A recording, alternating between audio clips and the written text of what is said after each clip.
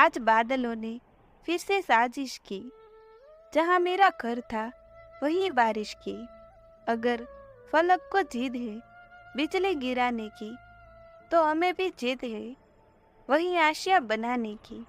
लक्ष्य जितना बड़ा होगा, तकलीफें भी उतनी ही ज्यादा बड़ी होगी। इसलिए लक्ष्य पर ध्यान लगाए रखना चाहिए। बाधाओं को पार करते हुए आगे बढ़ते रहने से हम मंजिल पर पहुंच जाते हैं। जिंदगी है तो मुश्किलें होंगी ही, समस्याएं तो होंगी ही।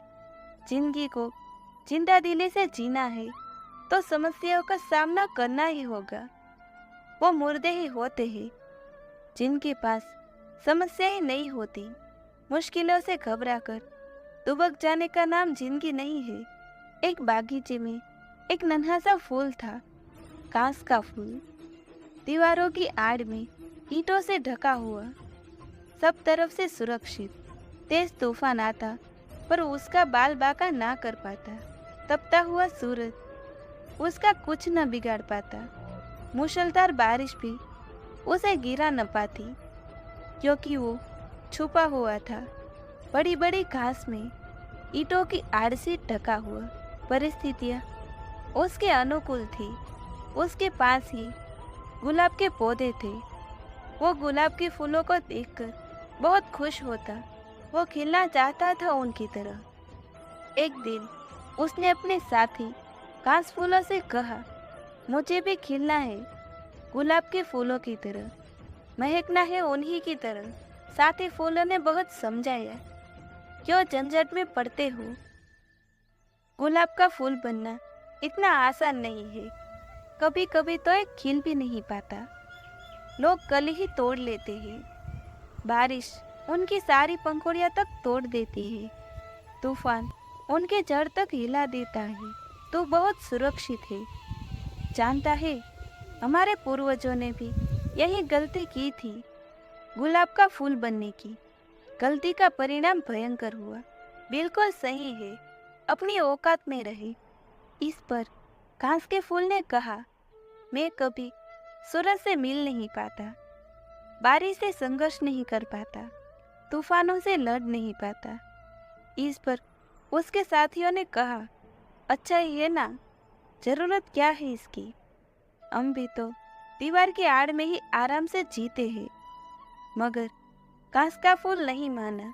उसने भगवान से तपस्या की और वरदान भी मांगा, हे भगवान, मुझे गुलाब का फूल बना दे। और अगले ही दिन वो गुलाब का फूल बन गया। और फिर शुरू हुआ उसका संघर्ष। जोर से आंधियां चलने लगी और उसके प्राण का रुआ रुआ तक कांप गया। उसकी जड़ें उखड़ने लगी। जब आंधियां रुकी तो सूरज दिखाई देने लगा। जब सूरज की तपिश बढ़ने लगी तो सारे फूल कुमलाने लगे। वो गुलाब का फूल भी कुमला गया। अगले ही दिन तेज वर्षा हुई और उस फूल की पंखुड़ी पंखुड़ी वहां आसपास बिखर गई। उसकी पंखुड़ियां उसकी जाति के घास फूलों के आसपास ही पड़ी थी। इसकी हालत देखकर घास फूलों को तरस आने लगा। उन्होंने इसे कहा, हमने तो तुझे पहले ही समझाया था, तूने क्यों इतनी मुसीबतें मोल ली? कितने आराम से जी रहा था तू? इस पर मरते हुए गुलाब के फूल ने कहा, मैं आज बहुत खुश हूँ और मैं तुमसे भी यही कहूँगा कि जिंदगी भर ईंट की आड़ में छुपे हुए घास के फूल होने से तो बहुत अच्छा है, एक दिन के लिए ही सही, पर गुलाब का फूल हो जाना। आज मैंने अपनी आत्मा को पा लिया है। आज मैंने तूफानों से संघर्ष किया, सूरज से मुलाकात की और बारिश से जूझ लिया है। मैं ऐसे ही नहीं मर रहा हूँ, मैं जीकर मर रहा हूँ और तुम मरे मरे से जी रहे हो। दोस्तों, वो जीना भी क्या जीना जिसमें जोखिम उठाने से आप डरते हो।